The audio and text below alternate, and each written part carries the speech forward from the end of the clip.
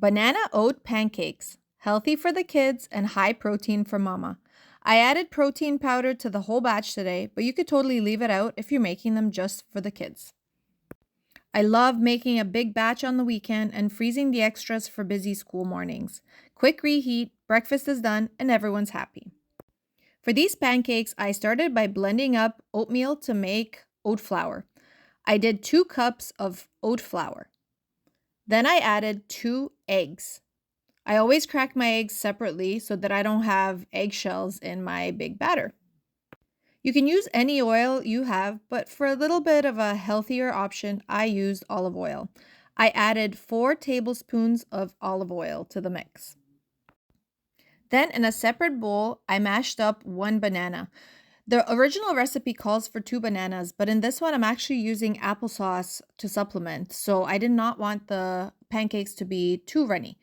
So I used up bananas that were left over for my kids. Sometimes they'll eat half a banana and then just leave the other half. So I'll put the other half in the fridge.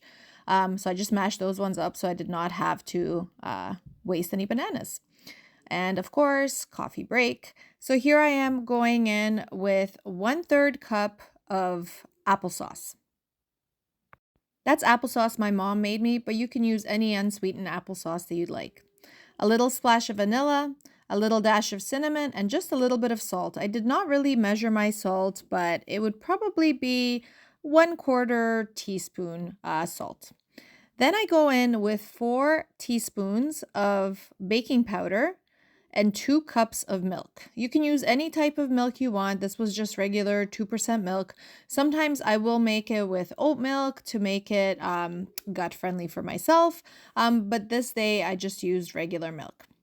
And here I am adding 2 scoops of protein powder. Now, this you can totally omit. Sometimes I do just make it with no protein powder, but I wanted a little bit of a boost. And when you buy pancakes that are protein pancakes from the store, they also have whey protein. This one was vegan protein. I also added a handful of chocolate chips just for fun.